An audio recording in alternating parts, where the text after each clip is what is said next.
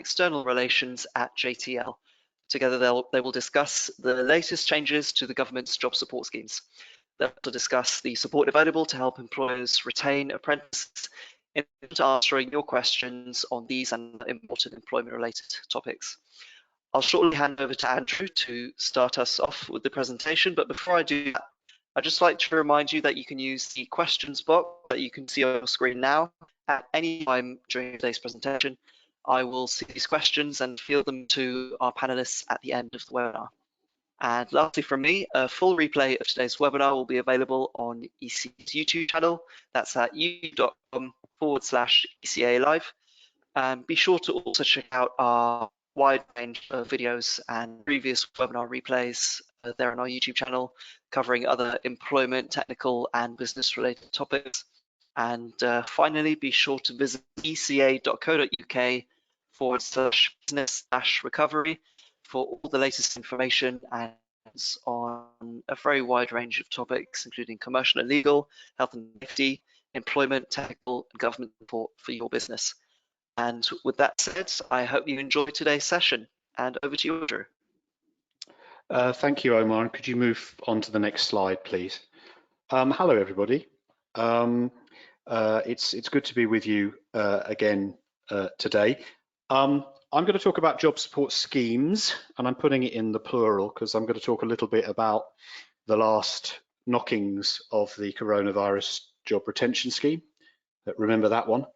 And also the related job retention bonus, and then move on to the job support scheme proper.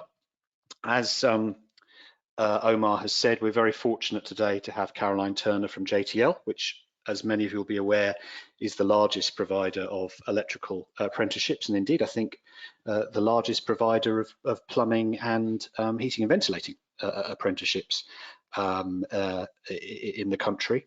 So Caroline's going to talk about various aspects of apprenticeships at the moment, including sort of recruitment, face-to-face and remote learning, reviews, assessments, and also about traineeships, which is something that's of particular interest at the moment. And then we'll do the Q&A at the end.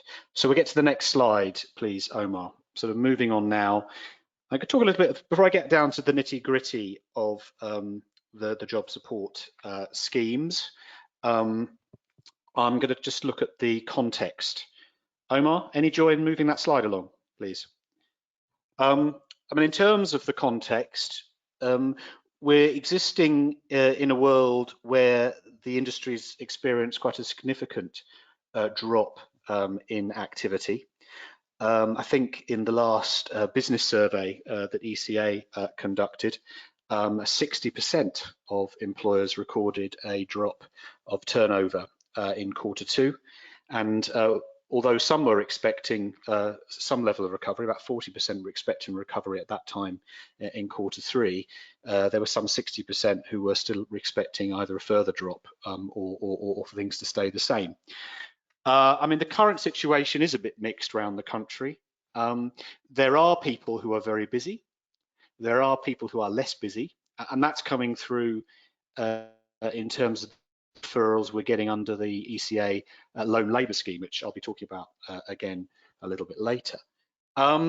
Even amongst those who are busy, though, we are hearing from a number of people that they're busy at the moment, not so confident about being busy in 3 months' time, 6 months' time. Quite a few people reporting a gap, probably related to the fact that there was a gap in procurement, and now as things go along, there's a gap in people's workload. Another aspect, are we going to get more pronounced regional variations? What with local lockdowns, tier 3, tier 2, tier 1, and all the other variations? It's possible. It's possible. Not especially apparent at the moment. Could we see differences locally? It's possible, but then again, we're being told, unfortunately, that we're all heading for tier 3 anyway within England, and parallel arrangements in Scotland, Wales and Northern Ireland. So maybe the differences regionally aren't going to be quite so much as they potentially could be. All right, so having looked at the background, if we could move on to the next slide, please, Omar. And that's really on the scheme that's sort of being phased out now, the coronavirus job retention scheme. Obviously closing on 31st of October, question at the moment is how many people are still out there, still furloughed. I was on a call with some major contractors, a dozen or so of the larger contractor members of ECA just an hour or so ago, and most of them reported that everyone's back at work. That's not uniform, although there will be some results coming out from broader construction survey in a week or so, which is recording levels of people still on furlough in the broader construction industry now down at about sort of 6%, which given at one point it was over 30%, it is a significant fall. Levels of apprentices on furlough in broader construction was around 40% at one stage back in June, now around 3 or 4% according to that broader survey. Is that situation replicated within our industry? No sort of solid stats at the moment. The only ones that I've got are really with the JIB, where given the sort of benefits credits purchases that are going on at the moment, we're looking at maybe sort of 5–6% of people covered by the JIB still on furlough. What that all means in terms of the practicalities is obviously that scheme is closing off on the 31st of October. And final claims have to be in by the 30th of November. There is the £1,000 bonus, which will be payable from February if people who've previously been furloughed are retained up to the end of January. Important point here, there's nothing to stop you claiming the job retention bonus where you've subsequently put somebody on the new job support scheme. But if you're an employer, and I suspect it's only really the very big companies who've paid back their furlough money, and as you know, some of the bigger companies have, with a lot of publicity, paid back their money, then you do forfeit the bonus as well. Moving on to the next slide now, dealing with the job support scheme itself. We've had a bit of a moving feast here, not quite so much of a moving feast as we had when the job retention scheme was produced, but we've certainly had two phases of announcements. The first was on the 24th of September, and the second more recently was last week on the 22nd of October. And I'm hoping that slide is going to appear soon, but I'll wing it for the time being. There we go. I mean, we are in a better position, I think, after the announcement on the 22nd of October than we were on the 24th of September. I don't know what the government thought that they were doing on the 24th of September. Clearly, there was an idea that 3 was a magic number. So the whole setup was a minimum of 1/3 of hours must be worked, and then for the unworked hours, the government picked up 1/3 and the employer picked up 1/3 plus all the pension and national insurance contributions, leading to the individual collecting about 78%, nearly 80%, 78% of their normal earnings up to the caps described there. Certainly the feedback we had from employers that the idea of getting somebody working maybe for you for a 1/3 of the time, but picking up effectively 55% of the labour costs, plus pension, plus national insurance contributions for that time, was not an attractive proposition. Jury's out as to whether the job support scheme on the as announced on the 22nd of October is overall an attractive proposition, but it is at least more attractive with a significant reduction in the threshold for number of hours that must be worked, namely 20% or 1 day a week, and then the proportions of payments very, very different in terms of the contributions for non-worked hours. Employer paying 5% for the unworked hours up to that limit, plus the pension national insurance contributions, and the government paying a significantly higher proportion. Overall, the individual ends up with 73% of their normal earnings up to the monthly limit. And that is the other aspect of what's changed in 22nd of October is, whereas on the 24th of September there was a single job support scheme, we've now effectively got two job support schemes. The one that you've got set out there is what's called Job Support Scheme Open, which is where you're still operating but your workload has been cut and therefore people are working on reduced hours. The other aspect that was introduced on the 22nd of October is Job Support Scheme Closed, which is where a business is required to close. I'm going to major for now on Job Support Scheme Open. We can move on to the next slide, Omar. But I will sort of touch on Job Support Scheme Closed in due course. So what do we know about Job Support Scheme Open in terms of eligibility? We do have some detail, but you've heard this before, folks, with regard to the job retention scheme, we still don't have all the detail. We're promised the full detail at the end of this week, at the end of October, and as you'll be aware, the scheme itself starts in the 1st of November. So, I mean, there is currently guidance on the coronavirus business recovery webpage, which you can access, including the link to the current government guidance. We'll be working very fast from the end of this week to get something as early as possible next week onto the webpage so that you get the lowdown in terms of anything that's changed. I think the level of detail though now is pretty clear, and so I'm not expecting a massive change in what I'm going to describe to you here, but here goes. So I've described, what the how Job Support Scheme Open operates in terms of who pays what. In terms of eligibility, if you're an SME and you're running a PAYE payroll, then there's no other obstacle in terms of your own entitlement to make the claim. If you're a larger business, 250 employees or more, there is a requirement that you must pass a financial impact test, basically to demonstrate that your turnover has stagnated or has suffered in the period of in the current period in comparison to the previous year. I have to say, I'm not sure how many large employers are on the call, but a couple of large employers on that major contractors call that I referred to earlier have said that, quite apart from the administrative issue and the cost issue, having to leap through the hoop of pleading poverty in order to access the scheme is probably going to be a reason for not going down this road at all for them. That's not an obstacle which smaller employers face. In terms of who you can actually claim for, who you can put onto reduced hours under the job support scheme and claim a grant for, a lot of this will be familiar to you in terms of the ideas, although some of the dates have changed.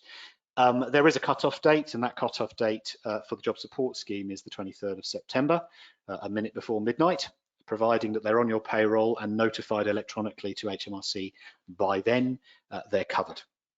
They don't need to have been previously furloughed under the coronavirus job retention scheme.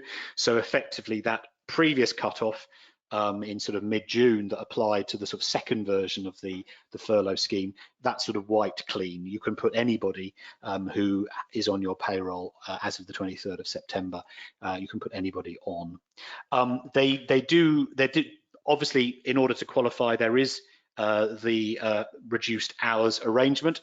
The minimum is 20%, is a day a week. Obviously, it can be greater than that. That has to be defined, that has to be agreed, and that arrangement has to operate for a minimum of 7 consecutive days, and you will have to keep records to demonstrate that, to prove the agreement, and also that you're monitoring the hours, and all of that stuff can be inspected by the revenue.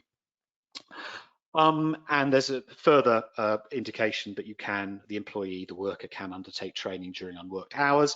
And I use the term worker advisedly because just as with the coronavirus job retention scheme, with the job support scheme, it is possible for people who are paid PAYE, who aren't strictly speaking employees, they can be claimed for under the grant scheme. So that's sort of the basic eligibility under Job Support Scheme Open. And I think it's fair to say Job Support Scheme Open is, if anybody's going to use it in our industry, it's most likely to be that kind of arrangement. But moving on to the closed arrangement, if we move on to the next slide, please, Omar. In terms of Job Support Scheme closed, that is a different arrangement. The worker is not working at all because the premises where they work is closed by order of the government, a legal requirement imposed by the government. In those situations, in terms of the amount of money that's available, it's a fully government funded grant of up to 2/3 normal pay, up to that figure per month.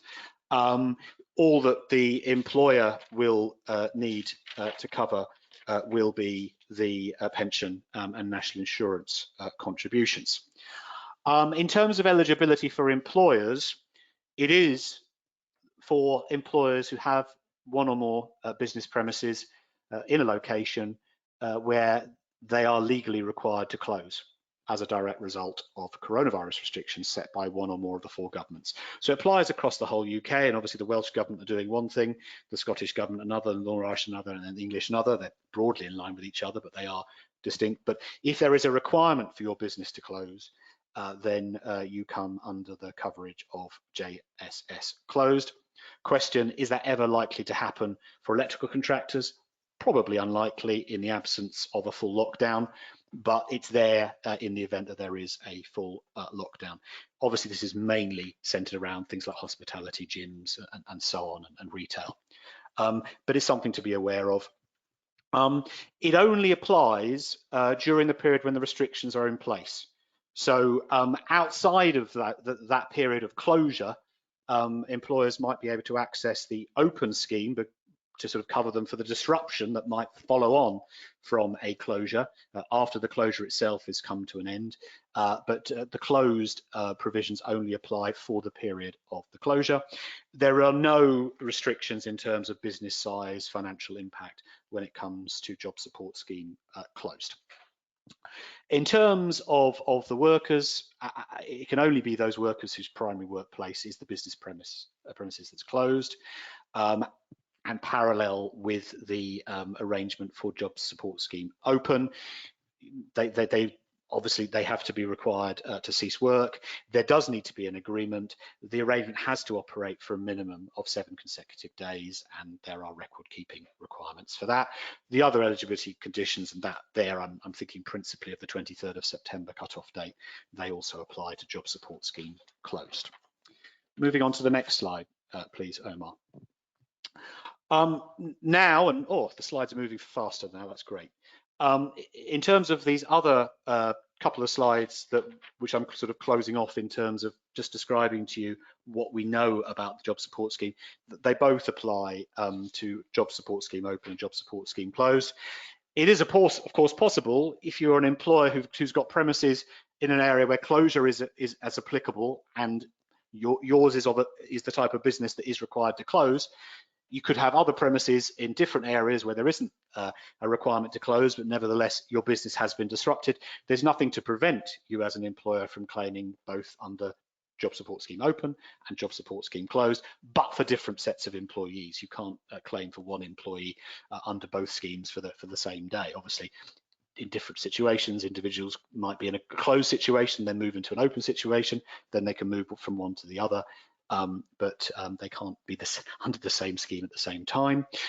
As with the job retention scheme, if you've dismissed somebody since the 23rd of September, but now feel, because of the support provided, particularly by Job Support Scheme Open, that it's worth rehiring them and putting them on the Job Support Scheme, you can do that. But you can't use Job Support Scheme grants to pay people who are on notice or in the process of being made redundant. There is an expectation, you'll see there, but not a legal requirement, that the large businesses, again, we're coming into the large businesses here, where the financial impact is relevant, particularly for Job Support Scheme Open. Large businesses, there's an expectation, a moral expectation, if you like, that they will not be handing out money to shareholders. One final point in terms of miscellaneous eligibility matters, and I've highlighted it because I know that this was quite a hot topic when the job retention scheme was first being mooted, and we didn't yet have all of the guidance, and we hadn't yet had a claims process up and running. The guidance that's been published so far is very explicit that you can only claim for your job support scheme grant for that claim. You must have previously paid the employees the full amount. So it's really signalling that sort of arrangements to pay half now and half later, or I won't pay you now until I've got the money from the government. They're strongly signalling that that's not an acceptable way of proceeding. So I thought I'd put that out there. Next slide, please, Omar. Great, we're moving very smoothly now. There's not a lot of information around about the claims side of things yet. Again, all of this stuff in theory is going to start to become available at the end of this week, and that hopefully will include a bit more detail in this area as well as in the eligibility areas. But hopefully what you've heard so far gives you a flavour and enables you to start to think about how this might work for your business, or maybe it doesn't. In terms of claims, in terms of the methods for calculating the various things you have to calculate, the reference salary, usual hours, it's all very similar to what we've already seen, particularly for things like flexible furlough. The methodology for calculating all these things seems pretty much the same. In terms of opening date for claims, obviously in principle you can start putting somebody on the job support scheme from the 1st of November. The first claims for November will be submitted, or you'll be able to submit them from the 8th of December. And just as with the job retention scheme, when it switched from the first version of the job retention scheme to the second version, where you've got a pay period that straddles, if you like, the job retention scheme and the job support scheme, if you move people seamlessly from one to the other, is you claim for the job retention scheme bit, the furlough bit, under the rules of the job retention scheme. In other words, you need to claim by the end of November. For the bit from 1st of November onwards under the job support scheme, you need to claim under that. Okay, so that's it. That's a whistle-stop tour of the content. As I said, if you want to see any other detail, then we've got links on the Business Recovery webpage. We will update our much more detailed guidance. A lot of it for us is probably going to be removing references to job support scheme, the job retention scheme, and inserting references to the job support scheme in terms of the sort of detailed guidance we've got. But we just need to make sure that some of those detailed points about things like parental leave and training and this, that, and the other are going to operate in more or less the same way. But hopefully by next week, you'll be able to find on that, providing the government come up with the fully detailed guidance from us that hopefully you'll find useful. Just next slide, Omar. I mean, just a reflection from me, and I think I've already answered the first bullet point. Are ECA members ever likely to become eligible for JSS closed? Possibly not. Possibly not. We're not in hospitality. We're not in retail. We service those organisations, but I don't think that the government are ever going to require, if you like, those in the supply chain for some of these businesses to close. So we're really in job support scheme open territory if we're anything. What factors might make open worth considering for your business? And I recognise all businesses are different. I would say certainly that the reduction in the minimum working hours threshold to 20% to 1 day a week potentially makes it more attractive. Certainly the reduction in the employer contribution for unworked hours to 5% of unworked hours, pay for unworked hours, plus national insurance and pension contributions. That's certainly more attractive than 33% for unworked hours, plus those other things. Even so, I think it will depend on the nature of your business and the circumstances you face. I would suggest that if this is something that really is tying you over for the short term, it might be something that you could make work. If you're a smaller business, I think it's probably easier to operate than if you're a bigger business, particularly if you've got large numbers of people in all sorts of different contracts, all sorts of different potential arrangements. But as a sort of short-term stopgap, possibly preferable than the costs and time of making people redundant, and then later on the costs and time of recruiting people, including maybe trying to recruit the same people back. Is there scope to work reduced hours? Certainly, I think for people working in the office, it's probably easier than for people working on site.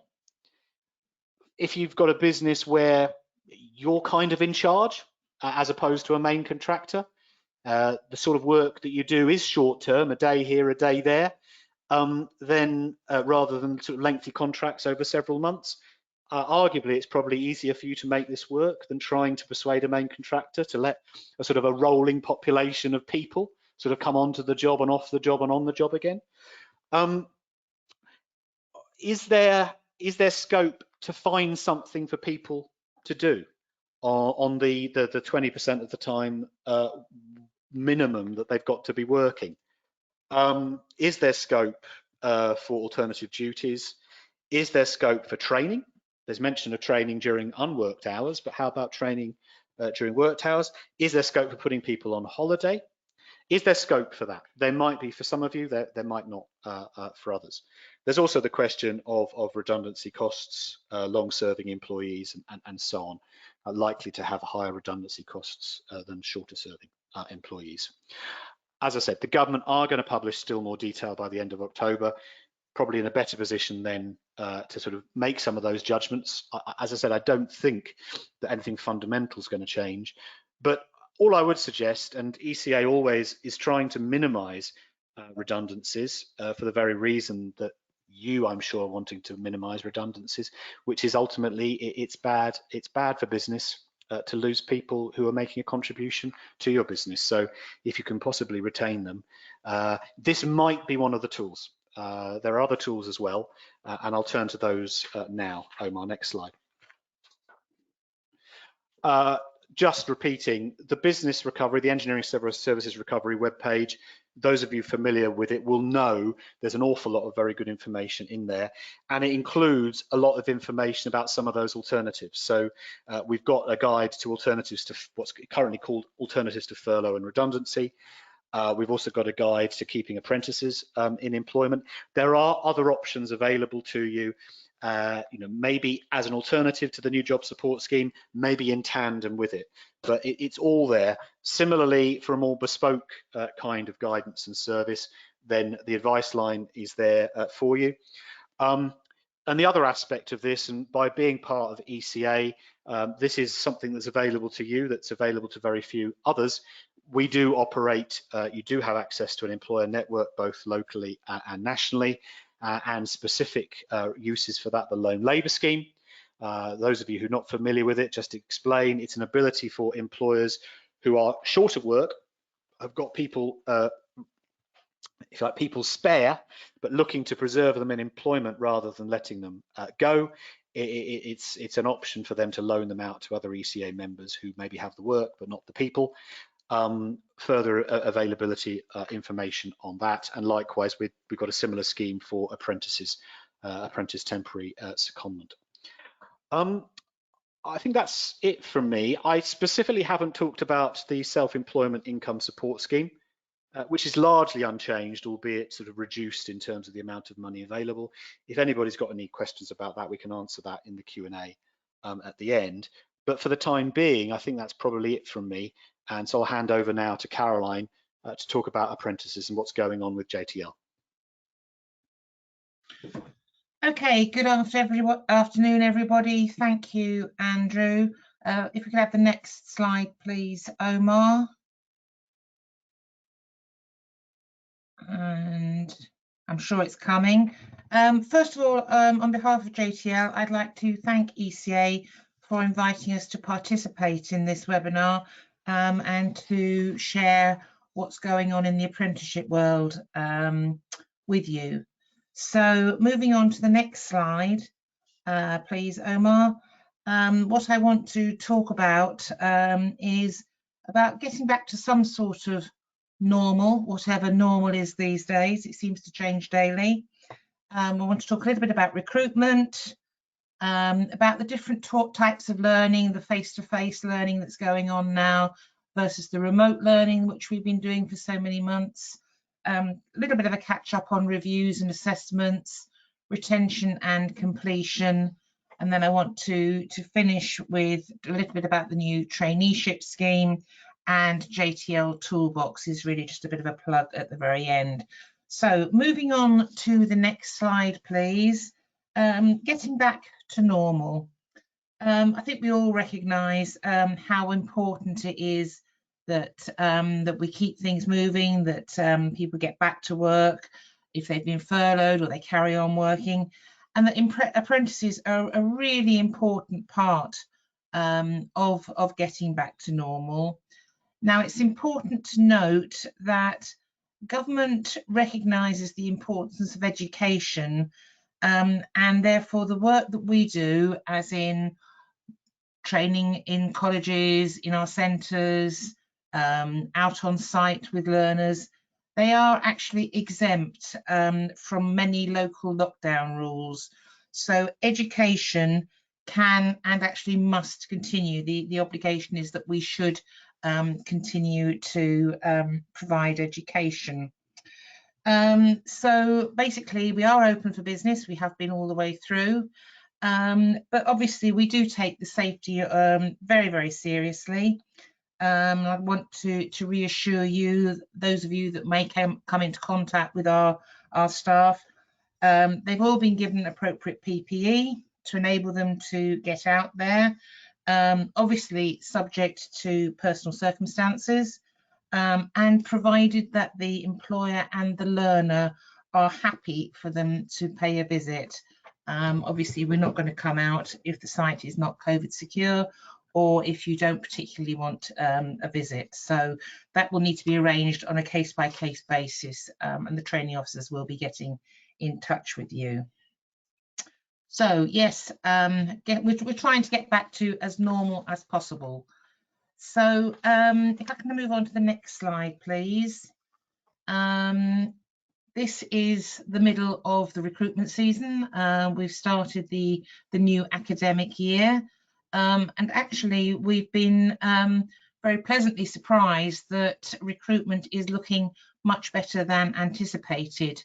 We had thought that there would be quite a drop-off in new recruitment, but so far that is not the case. However, it is important to note that the way government are funding apprenticeships is changing, and they're no longer funding us to pay for the apprenticeship, but actually employers are having to access that funding directly through the apprenticeship service portal. That's only for new apprentices. Existing apprentices that you got in their second, third, fourth years, they will continue to be funded as they have been, so don't worry about them. But so before anyone can recruit an apprentice, they will need to set up an account on this government portal. We have also moved our recruitment and starting process online, mainly because obviously we were driven that way through the need to have remote interaction with employers. But we have made it as easy as possible. So there are some changes, but I would like to reassure you all that the field staff, the training officers, our back office staff, we are all still there.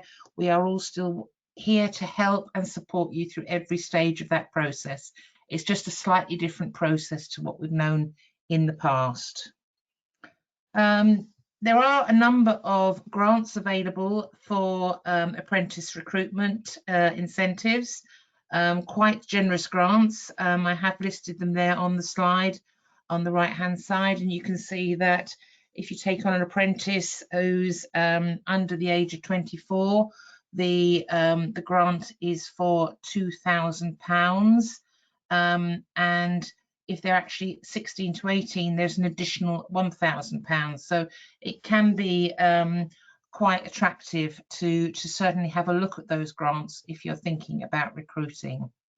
There are some criteria which I've listed there and which are available on our website, but I would just also say that if you're thinking about recruiting an apprentice who's been made redundant from another employer, those grants are also applicable.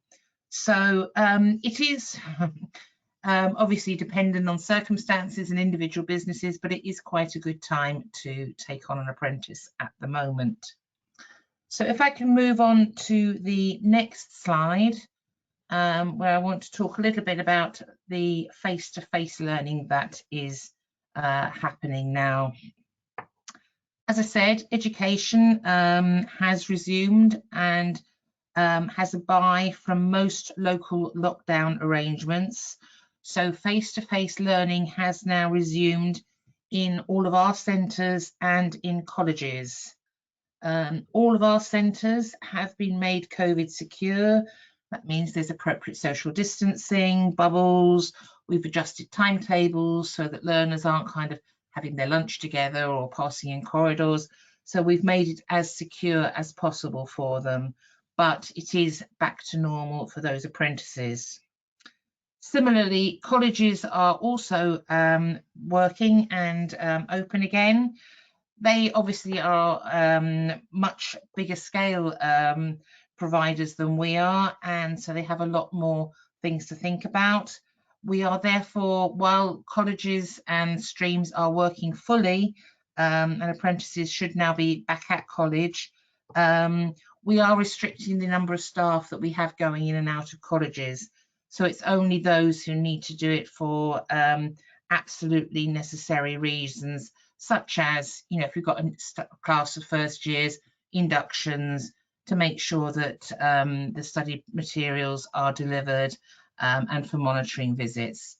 But basically, face-to-face learning, colleges and our centres is back to normal. Next slide, please, Omar. Traditionally, learning in our sector over many years has been very much on a face-to-face classroom and workshop basis. It's what we all kind of grew up and loved, and that's the way we recognised that training was done. But when lockdown kicked in, we very quickly put in place remote learning plans because we recognised this wasn't going to be a short-term thing. And we wanted to make sure that we maintained contact with all of our learners. Our mantra was to keep our learners learning. We wanted to keep disruption to assessment to a minimum, so that we wanted them to keep progressing through their apprenticeship. And obviously, I mean, it's been a very difficult time. There are safeguarding issues. There are people who have struggled with the circumstances we've all found ourselves in. So having a friendly training officer at the end of the phone or at the end of a Teams meeting has been a priority to keep that support going for our apprentices. So we very quickly, and I'm saying within about 10 days of lockdown, we made over 1,500 teaching and learning resources available online. These were actually done in modules, and remote learning programs around these resources were built, so that you actually, like you were doing in the classroom, you actually do one unit, then it goes on to the next, and you have the tests. So it actually progresses in a very sensible fashion. And we also provided online tutor support and classrooms.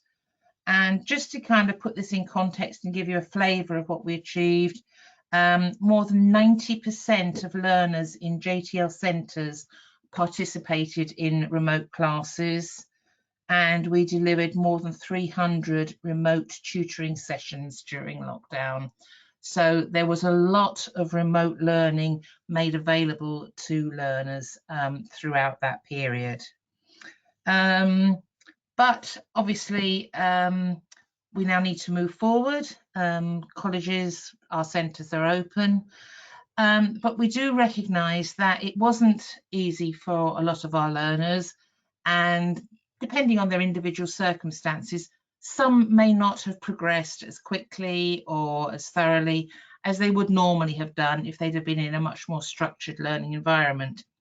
So we're currently conducting a skills gap analysis to make sure we understand where every learner has got to, and we can measure kind of the distance travelled during this period and what now needs to be done so that they can actually catch up to where they should be.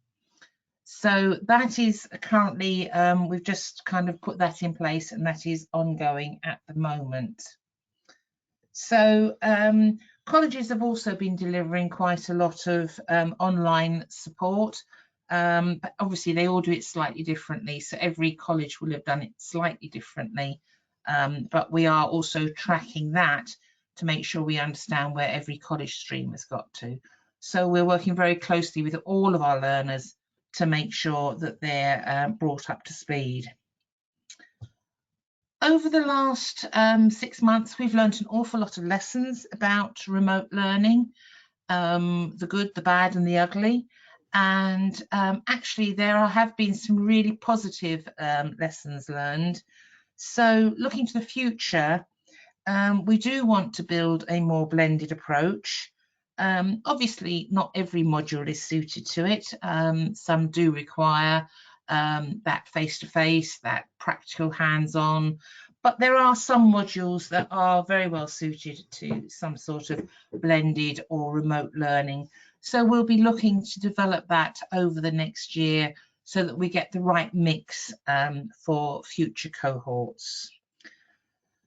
If I can move on to the next slide, please, Omar.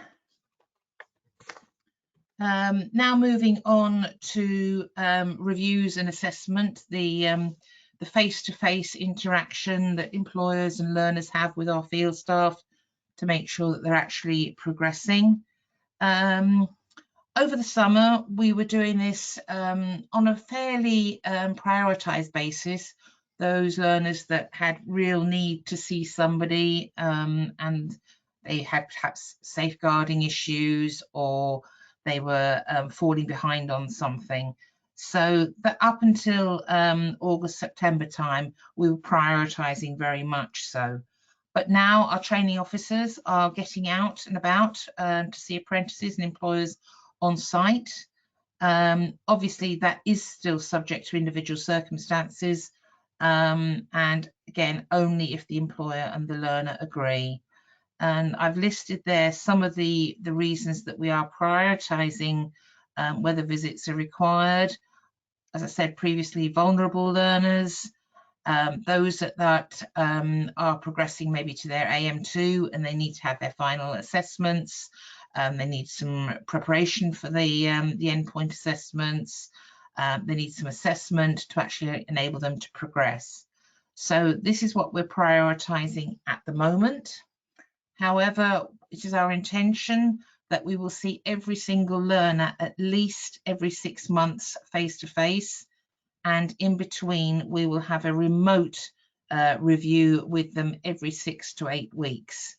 And employers and learners can request face-to-face visits if they feel it would be helpful, and they would need to arrange that with their training officer. So very much trying to get back to normal, but we're having to prioritise some learners to help them move forward more than others. Okay, if I can move on to the next slide, please. Looking at retention and completion.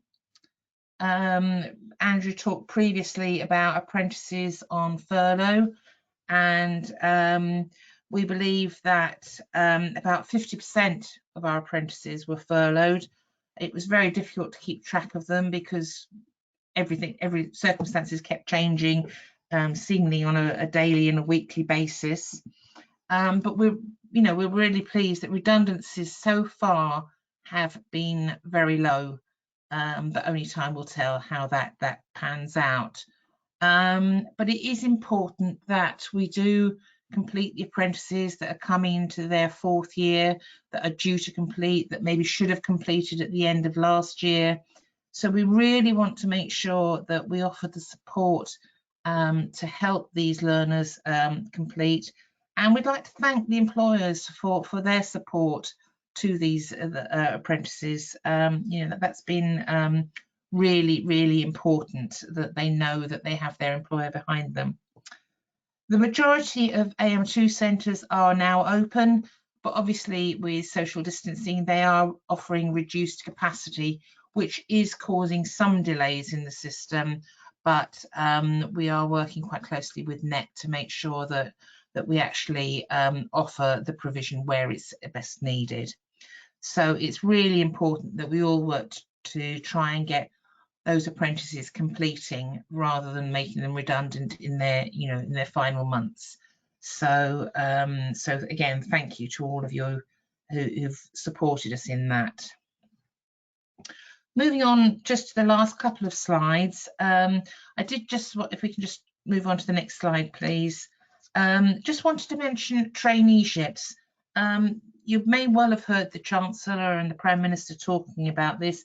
It is very much a government priority, and they are putting funding, increased funding levels into traineeships. Some of you may not have come across these previously. They are basically a pre-apprenticeship programme lasting between 10 and 16 weeks, which allows an employer and a young person to get to know each other, maybe before they commit to an apprenticeship, make sure that the learner actually knows what's involved and it is the right career choice for them, and the employer thinks that they're a good fit for their company. Now, we've all read the reports in the news that young people have been most affected by the impact of COVID. And so this is a scheme that will encourage them into learning and work. It's a very good combination of classroom learning and work experience. So we offer traineeships in a number of locations across England. And so if you're interested, please do get in touch. There's more information on our website. I put the address there. And if you want to know more, please do contact us. And then finally, moving on to my last slide, I just wanted to draw everyone's attention to the free taster training sessions, which are now on our website. JTL Toolbox is specifically aimed at employers, those who've just completed, those who are completing, a number of very short courses on specific issues. We've worked with ECA to develop these courses, and we would just encourage you to have a look and see if they're of any interest to you, and also to feedback if there are any other subjects that you think would be helpful to you that we can add to and build that portfolio. So that is a bit of a canter through the world of apprenticeships as we know it at the moment. And I'll hand back to Omar and to Andrew. So thank you very much. Caroline, and just before we move on to the Q&A, I'd like to apologise for the we've experienced some connection issues throughout this webinar, somewhat of a slow connection this evening, but we got there in the end. So we've got a few questions from the audience. I'll direct these to both Andrew and Caroline. First one, if you have an apprentice at college for 1 day a week, does this constitute the 20% minimum hours worked? Andrew, I think that's probably one for you.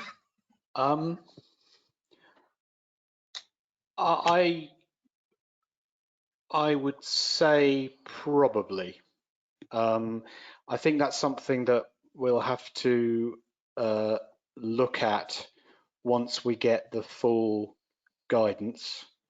But if you're undergoing training, then I would say that could count. So I would say provisionally, yes. One thing to bear in mind, one thing that the government have said so far is that during working hours, the minimum amount that anyone receives must be national minimum wage, the applicable national minimum wage. Obviously that varies depending upon people's age, and there is an apprentice rate as well, and that then gets affected by how long somebody has been an apprentice and their age. But provided, if you like, the general legal requirements are fulfilled, my best guess at the moment would be that would be okay. But watch this space, and if there's anything different that comes through, we'll make that explicit in what we push out later.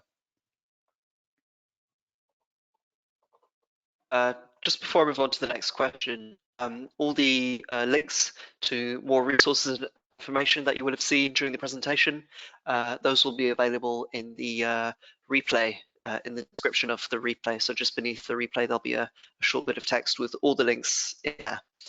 So moving on to the second audience question. There's a question about the definition of the JSS. For example, could a construction site be closed for workers in a high-risk area, but open to workers who travel in from other areas? I'll get around that one by saying I'd be surprised if any of the governments. No, that's probably too far. I think if something is closed, it's closed. But of course, it's sort of. I guess the question that would arise would be: is that a premise of the employer? It's a technical question. I think it's a question, actually, a point that we would need to make to government, because there isn't an obvious, easy answer to me on that.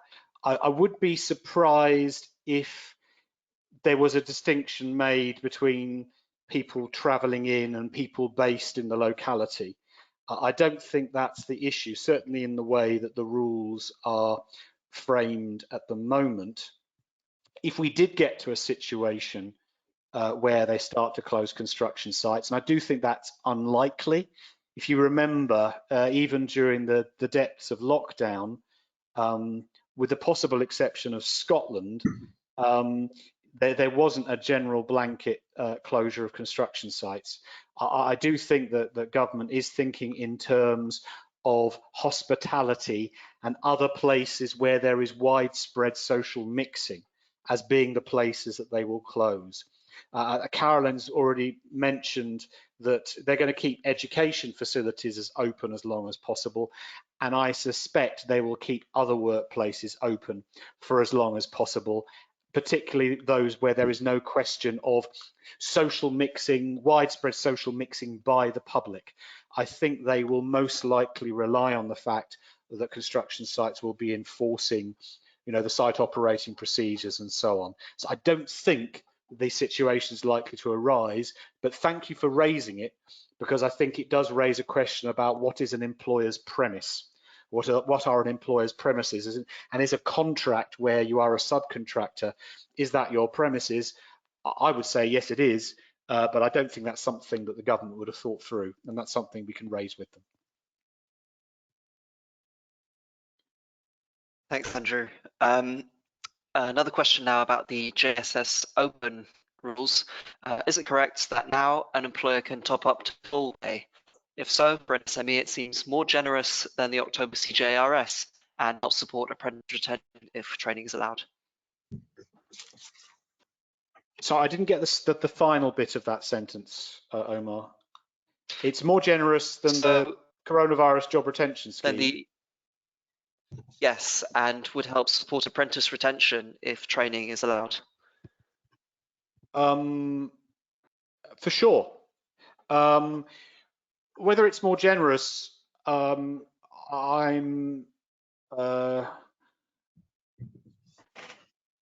not entirely sure. There's always been scope to top up, even under the coronavirus job retention scheme, and some people, not many, but some people did do that. but it's certainly available, and yeah, we'll pay particular attention to the question of 1 day a week in college. Is that work? I'm struggling to see that it's not, in the same way as I'm struggling to see that somebody taking a day's holiday a week isn't work, providing that they get paid what they're normally entitled to. I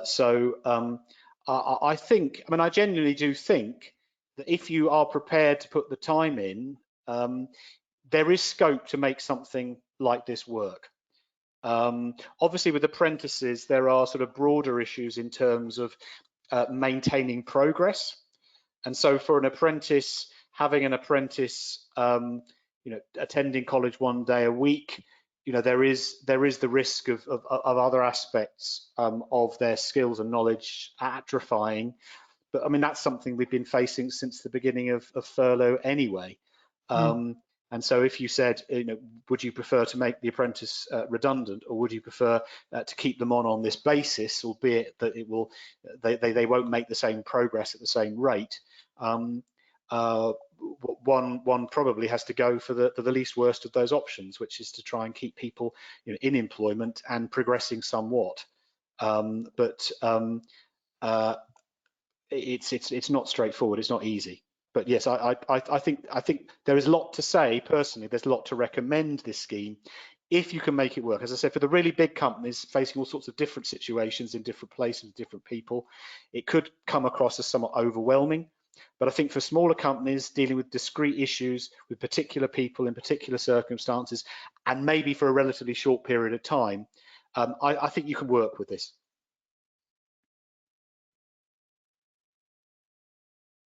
Thank you, Andrew. And I think we will wrap it up there for today. That concludes the questions that we got from the audience.